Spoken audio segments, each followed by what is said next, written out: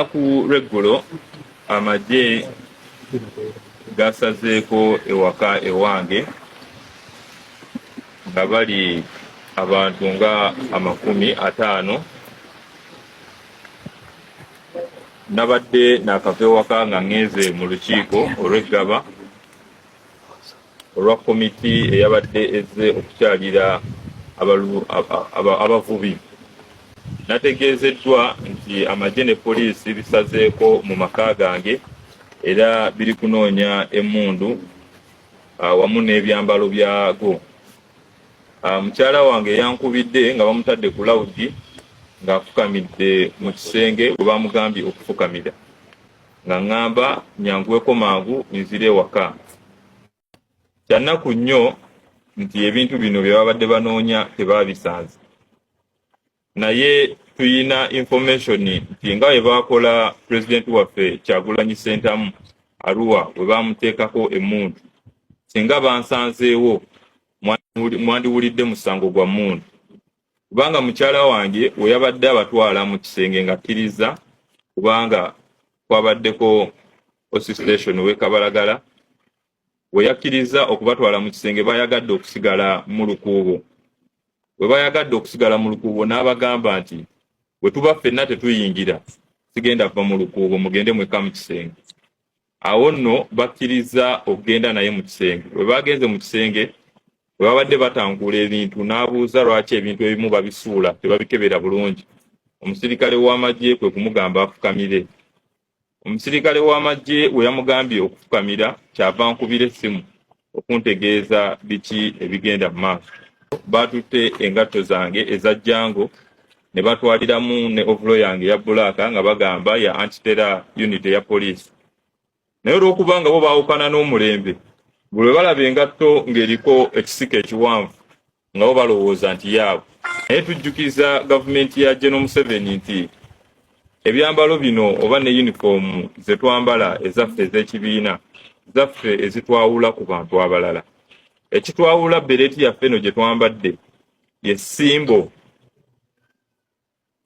ake kabonero, era oyo yenna alowooza nti munnamagye asobola okwambala baleti yaffe ng'awoza yiye then bandisobodde okwambala ku yaffe, awo nno ne twawula oba yaabwe. Ndi mu maka gange, poliisi weba enjagala ewandiike ebbaluwa ewandikire paliamenti esobole okujja nsobole okugenda yonna gyekoze eki gyempise. Lwabadde lunaku lwaggulo omubaka wa Makindye East Honorable Nyeko Derrick ono nga Parliament yagiyingira mwaka gwa 2021 era paka n'okutuusa olunaku olwaleero munnakibiina mugundiivu mu National Unity Platform era tugamba nti be bamu ku abo abannakibiina lukule. Olunaku olw'eggulo ab'ebyokwerinda omwabadde poliisi, amagye ne ba detectives basazeeko amakage era ye tebasobodde kubanga bamusangayo, wabula omukyala amanyiddwa nga Ruth Nyeko ye yasobodde okubanga asangibwa waka, era ebimu ku ebyo ebyabadde mu nsiitaano oba oliawo ne mu kunoonyereza kw'ab'ebyokwerinda ngenda kuba nkukuwa mu bujjuvu. Nze Vicky nsinzira wano obuterevu ku Mukutu Vicky Exclusive. Giweka like video esobole okubanga etambula etuuke ku oyayagala ogiraba n'okugiwuliriza mukadde atatwegattangako mu butongole. Still nawe nkusaba subscribing osobole okubanga ofuna latest updates, latest information okuviira ddala mu buli kanyomero k'eggwanga lyattu Uganda. Now, olunaku olwaleero Honorable Nyeko Derrick omubaka wa Makindye East avuddeyo n'ayogera ku ebyo ebyatuuseewo mu maka ge olunaku olw'eggulo. Ebimu ku ebyo ebyasobodde okutuukawo mu maka ge kwe kubeera nti ab'ebyokwerinda omwabadde poliisi n'amagye abasobodde okukonkona awaka ye ng'omuntu Honorable tebamusanzeewo, wabula omukyala n'abantu abatonotono ababadde mu nnyumba basobodde okubanga basangibwa mu poliisi. Yasobodde okubanga eyingira n'amagye munda era bwe bati ne bategeeza omukyala amanyiddwa nga Ruth, erinnya lya Ruth eddala Ruth Kirabo, ne babanga bamugamba oba bamutegeeza nti ensonga ebaleese mu maka gaabwe y'ey'okubanga bazze kwaza era nga balina ne court order ebawa olukusa okukola search ku maka gano. Mu bimu ku ebyo bye bategeezezza omukyala Kirabo Ruth Nyeko kwe kubeera nti bye bazze okunoonya mu maka omwo mwabaddemu ebyambalo ebyefaananyiriza eby'amagye oba ebyambalo by'amagye ebikozesebwa amagye ne police. Mu mbeera eyo mwabaddemu n'okuteebereza nti mwalibanga mulimu emmundu. N'olunaku olw'eggulo ku kitebe kya National Unity Platform Kavule Makerere, His Excellency Robert Kyagulanyi Ssentamu aka Bobi Wine yasobodde okuba nga abuulirakokko ku bantu oba yabadressinzeekokko ku nsonga eyagenze mu maaso mu maka g'omubaka ono Honorable Derrick Nyeko. Okusinziira ku police n'amagye bye basobodde okubeera nga ate banoonya mu nnyumba eno tebasobodde kufunamu oba oliawo muwendo gw'ebyo byebadde bakola ki byebadde beetaaga. Ekisooka batutte ebyambalo Honorable ye byagamba byebakozesa mu field nga byabadde bya kala ya black. Oluvannyuma lwavuddeyo n'ategeeza nti ebyambalo ebyo bye batutte nti bo bagamba ab'ebyokwerinda byefaananyiriza ebyabwe. So mu mbeera eyo batutte engatto ezimanyiddwa ng'eza jango oba jango buutu. Engatto ezo ezibeera empanvu nga kumpi zikoma eno mu ntumbu ezo. So nazo bazitutte. Okusinziira ku mukyala ye bye yannyonnyodde olunaku olw'eggulo yagambye nti n'engoye enjeru ab'ebyokwerinda abayingidde maka babadde bazitwala ate wabula zo n'azibasuuza. Okusinziira ku mukyala engeri gye yannyonnyoddemu yategeezeza nti ab'ebyokwerinda bano basoose kubaako we bamugaanira then bo babeeko we bagenda. Naye ng'omukyala era alina access ku maka gaabwe oba ku nnyumba eyo yasobodde okugaana era n'ayingira butereevu nabo mu kisenge. Oluvannyuma ne bamufukamiza okusinziira ku bwe bannyonnyola then ne bagenda maaso n'okukola search. Wabula omukyala annyonnyola nti mu kukola search oba mu kunoonya ebyo bibadde binoonyezebwa ab'ebyokwerinda tebasobodde kubeera nga beekenneenya buli kimu, era agamba nti ebimu babadde nga babiwanulayo nga bigwa bugwi nga tebabikebedde. So kijja kutujjukizaako oba nja kukuuzaayo ko katambi emabega nti mujjukira His Excellency Robert Kyagulanyi mu Arua ab'ebyokwerinda bavaayo ne bategeeza nti bamusanga n'emmundu oluvannyuma lwa search gye baakola ki search gye baakola. So omusango ogwo ogw'emmundu mpaka ne leero tetumanyi gye gwakoma na butya bwe gwamuggyibwako, wabula kyetumanyi nti tegwasobola kwongerwa kuwulirwa mu maaso g'omulamuzi oba mu mateeka. So Honorable Nyeko Derrick basobodde okuba nga bajjayo ngato oba oliawo na byambalo byokka, naye okusinziira ku ye engeri gy'annyonnyoddemu alaga nti ab'ebyokwerinda balabika babadde bali willing okuinsetingamu kyonna kye bazze banoonya then oluvannyuma bakyevumbulire nga bo bennyini oba oliawo be bakitadde. Ebyabadde bigambo bye olwaleero byasobodde okuba nga annyonnyola bannamawulire abasobodde okuba nga bamutuukirira. Bino byagenze okubeerawo nga nnyinimu taliimu mu maka, era annyonnyodde nti yabadde afulumyemu ne constituency ye nga baligaba mu meeting emu, era akasimu aka mukyala we gye kamusanze ne kamutegeeza nti ewaka already waguddewo danabe court order eyise bali kubanga basaakinga enju yonna. So mu kaseera kano police yakakasizza nti bakoze ekikwekwete ekyo era kyagenze bulungi nga bwe badde bakisuubira bwe kyawedde. Then tetumanyi okusinziira ku Semaka MP bw'annyonnyola agamba nti engoye zino tezimenya mateeka. Enfunda nnyingi tulabye ku b'ebyokwerinda nga bagaana abantu okwambala ebyambalo ebyefaananyiriza eby'amagye oba ebyambalo bya poliisi. Wabula ate era temwerabira nti minisita kati ow'ensonga z'abavubuka n'abaana Balaam Barugahare bwe yali agenda okulayira yasitwala omuvubuka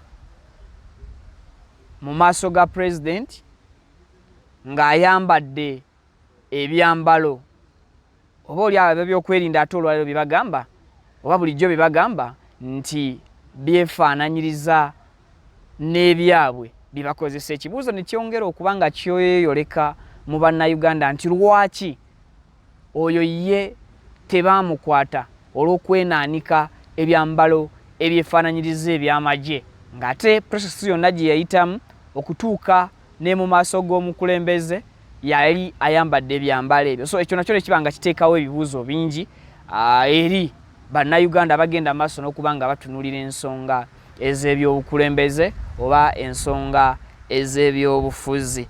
So mujjukira waliwo n'ebikwekwete ebyakolebwako mu kibuga Kampala mu maduuka ag'abasuubuzi ab'enjawulo nga poliisi okusanga ng'otunda akakofiira, okusanga ng'otunda overalls eza red, okusanga ng'otunda engatto ezefaananyiriza ez'amagye nga byonna babibowa oba nga byonna babikwata. So tekyategeeza nti ate abantu tebalekera okubyambala newankubadde poliisi yavaayo nategeeza bukaate nti bano ebyambalo bye bambala byefaananyiriza eby'amagye, byefaananyiriza ebya military oba oliawo ne poliisi. Naye ate era temwerabira nti enfunda nnyingi tulabyengako ab'amagye naddala ku mikolo egimu egiteekateekeddwa National Unity Platform oba NUP, tulabyeko ab'amagye aba poliisi nga n'abantu bano abambadde bubaleti obwo bwa red babayitamu bakola emirimu gyabwe. Recently twalaba neyakola ekyambalo ekyefaananyiriza ekya traffic kiri ekyambalo ekikadde kye bajjawo ekya white ng'era ayita ku basirikale nga operatinga bulungi emirimu gye nga n'abasirikale operatinga bulungi emirimu gyabwe. So olwaleero tekitukuba kikwe oba tekituleetera kwekanga kulaba nga basobola okulumba amaka ag'omubaka nga bagamba nti galimu ebyambalo oba oliawo n'ebyokulwanyisa. Good enough nti tebasobodde kusangamu kyakulwanyisa ku sayidi y'ebyokwerinda ebimu ku ebyo bye babadde banoonya, n'engoye ezaasangiddwamu nga si ze ez'amagye wabula engoye ezaasangiddwamu nga ze zimu ku ezo ebitongole by'ebyokwerinda ze bigamba nti byefaananyiriza ebyabwe bye bambala. Mpozi era n'okujjukiza akakofiira kakambalwa bannaffe aba National Unity Platform ab'enkyukakyuka kaabwe kalimu badge ey'ekibiina wabula ate enkofiira eyambalwa aba military erimu badge still eya military. And I think ndowooza ebintu ebyo nze ng'omuntu mu kulowooza kwange biba byawuka newankubadde poliisi yeewa sayidi yayo egamba nti bano bakozesa ebyambalo bino mu matumbi nti bwe batyo ne baba nga bakijjanya abalala. Ate mu misango gyonna poliisi gyezenga etegeeza abantu tevangayo kulaga keesi yonna erimu muntu gwe baakutte ng'ayambadde ebyambalo ebyefaananyiriza ebyabano, wabula ate cases nyingi poliisi zezzenga eripootinga nga zirimu abambala ebyambalo byennyini ebyayo, nga zirimu abambala ebyambalo byennyini eby'amagye nga si bijingirire, era neyongera okutegeeza abantu nti egenda kukola investigations okulaba butya bano bwe bafuna ebyambalo bino.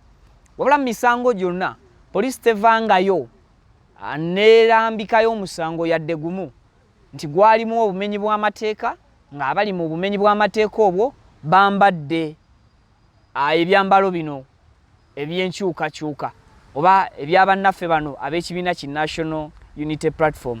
wazira ate ebyambalo byabwe byennyini awo boli awo birabikidde mu cases nyingi nga yo yennyini police etuuka n'okusuubiza nti balikola investigations era bazuulire eddala bano ebyambalo babijjawa abaffe. Oba oli awo kiba kibuuzo kinene eri ggwe andaba, kiba kibuuzo kinene eri ab'ebyokwerinda, kibeera kibuuzo kinene eri ggwe ayambala ebyambalo ebyokwerinda, ebitongole by'ebyokwerinda bibigamba nti bifaanana n'ebyabwe. So mu mbeera nnyingi I think police, amagye byali badde bikola bukozi ndowoozo babiterawo buteezi mitendera giyinza kuyitwamu okulaba nga obumenyi bw'amateeka obulimu n'abasajja oba n'abazzi b'emisango abambalira ddala ebyambalo byabwe bo bennyini enfunda eziwera ne bavaayo nga bakonfaminga nti ebyambalo ebisangiddwa mu misango gino byabwe byennyini, nti emmundu ezikozesebwa oluusi mu kutirimbula abantu ziba zaabwe, ezimu banoonya bannyinizo ne zikola ki ne zibula. Paka ne leero nze ng'omuntu nkyebuuza omusango gwa His Excellency Bobi Wine gye gwakkira ogw'emmondo. Mu kugoberera kwange I think sisangangaho tamino yonna musango gumwe gwayita, naye bwe guba gye guli nga musobola okutunnyonnyolamu engeri keesi ya Mwami Kyagulanyi bwe yayita, musobola okuba nga mutunnyonnyola mu mbeera eyo oba mu mbeera endala.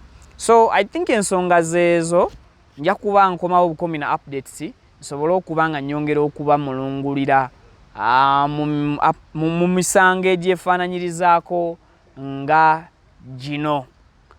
Mujjukira abaana baali babakwatira luddawa balyoke babatwala ekitalya, baali Kalangala, era babakwata omusango ogumu ku gubavunaanibwa bavunaana byambalo bino. Era enfunda nnyingi mulabye abaana abakwatibwa naddala nga bali ku ludda lwa Mwami Kyagulanyi babakwata babavunaanira mu kkooti z'amagye. Era abannyini bantu bano aba b'eŋŋanda z'abantu bano nabo enfunda nnyingi bavaayo nga beekubira emulanga abaagala bwenkanya bagamba lwaki abantu baabwe bandibadde oba oli awo bavunaanibwa mu kkooti z'amagye ne batavunaanibwa mu kkooti zino ez'omuntu wa bulijjo olw'ebyambalo jasi bye bakola ki bye basanga nabo. Wabula ate bano abasangibwa n'ebyambalo by'amagye mu misango egy'enjawulo teri n'omu gwe baali balabye nga avunaanibwa, oba oli awo abavunaanibwa be batono mu kkooti eziwozesa ab'amagye oba ab'ebyokwerinda. Otherwise nja kuba nkomawo nyongera okuba nga mbatemeratemera ensonga zino mu mbeera emu oba mu mbeera endala. Nze Vicky nsinzira ku Mukutu Vicky Exclusive. Atakumira mpeera abansinkanize mu updates eziddako mweraba.